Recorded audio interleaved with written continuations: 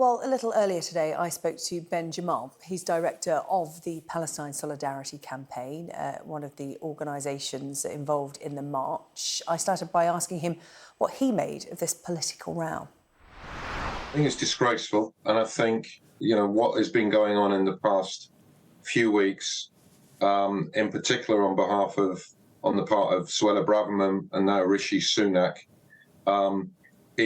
does a disservice to their officers and is deeply irresponsible. What's going on? I think there are two things here.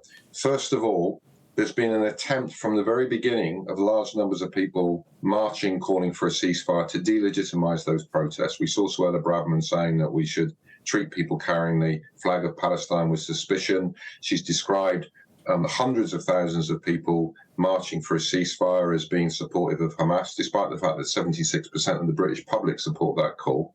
So there's all of that effort. And then, of course, what has been utilised is the fact that our latest march is taking place on November the 11th. Now, the important fact is this. We liaise with the Metropolitan Police when we are planning these events. We knew we would be marching each Saturday if a ceasefire wasn't called. And some weeks ago, we said to the Met Police that on November the 11th, we would not want to be going anywhere near Whitehall or the Cenotaph. We know that the main commemorations take place on the Sunday, but we did not in any shape or form want to be disrupting any preparations for those. Now, it's inconceivable that Rishi Sunak and Suella Braverman do not speak to the Met Police, so they were fully aware of that. So when they put out their statement saying these marches are going to disrupt commemorations, they are going to desecrate the Cenotaph, they knew full well, A, that we were marching on the Saturday, not the Sunday, and B, that we were going nowhere near the Cenotaph. So it is politicking. It is designed to actually defame and delegitimise those marching. And what we've now seen in the past week is them trying to put extraordinary pressure on the police to get the police to say to them, well, OK, we agree these marches should be called off. Now, up to this point, the police have been resisting that pressure, which is their responsibility to do so. And they have a responsibility to uphold the law and to make sure that the fundamental democratic right to protest, to march, to assemble is respected. This is a really seminal moment, I think, for democratic politics in this country. Well, the head of the Met Police has been very clear that there is no intelligence to suggest that they need to move to ban the march on Saturday. Yeah. You know, they collect intelligence all the time. They will do in the lead up to Saturday. Intelligence may change. The Met has said, though, that they fear breakaway violence. Fears of that is growing. Are you fearful of that? And I'm not talking about people involved in the Palestine Solidarity Campaign march. I'm talking about other groups. We have seen extremist and far-right groups on the internet urging protection of memorials and statues in the capital. They want their supporters to come to London to, as they put it, honour the fallen. There is this growing fear that your event may be hijacked, and that may be the problem this weekend. Well, yeah, I mean, and I think I have to say this is another reason why I'm describing Suella Braverman's marks as deeply irresponsible, because already, because of the discourse about this remarks, amongst those who are trying to delegitimise us and delegitimise calls for a ceasefire are far-right groups who have described these marches as undertaken by barbarians, as undertaken by people who don't belong in Britain, all of that type of foul rhetoric that we've seen so many times before.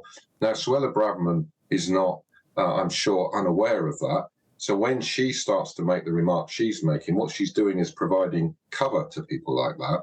Now, I think we know exactly what's going on here, because actually there is an attempt, I think, to encourage far-right activists to say that they're going to mobilise and then use that as an excuse to say, well, these marches can't take place because there may be trouble caused by far-right activists. That's an extraordinary thing. If there are people who are going to try to disrupt peaceful and lawful marches and assemblies, then there's a responsibility to take action to ensure that they're not able to do that. But of course, what the far-right have been saying is they're going to London to protect the Cenotaph. Well, we're not going to be anywhere near the Cenotaph. Ben, I understand that. And, talking to you, this march, you're expecting how many people this weekend to join you on Saturday?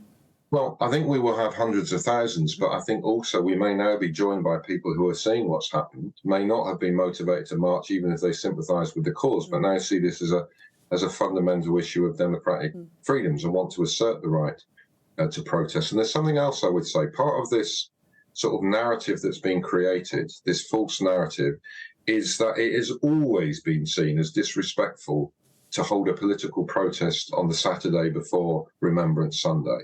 Well, that's news to me. People will recall last year there was a protest by COP27 against climate injustice.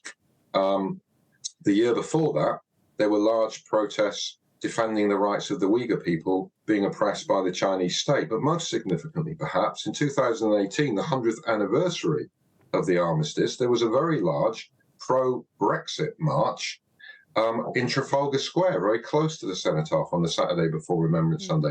I don't recall government ministers saying those marches or those demonstrations should not take place because it would be disrespectful to be holding political protests on the day before Remembrance Sunday. So this is an entirely manufactured and irresponsible row created by a Prime Minister and a Home Secretary, one of whom's motivations is to try to suppress growing public calls for a ceasefire to stop the indiscriminate killing of thousands of Palestinians, 10,000 Palestinians, including over 4,000 children, now killed by Israeli forces. You know, we've talked about the political rhetoric around this march on Saturday and the timing of it on Armistice Day.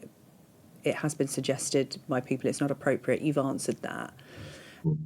But for some people, they will look at this in the wider issue and go, actually, you know, on a weekend where we're honouring the fallen from all conflicts,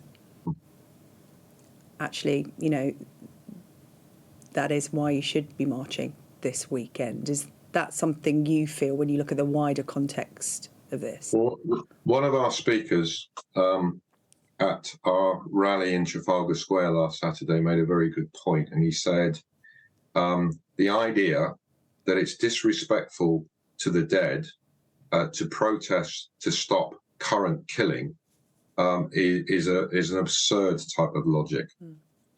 So, you know, I don't accept any of those arguments. And as I said, there have always been protests that have taken place, that may have taken place on November the 11th, that have taken place on the Saturday, whatever date that falls before Remembrance Sunday. Nobody's ever had a problem with that, whatever the cause is, and they shouldn't treat this any differently.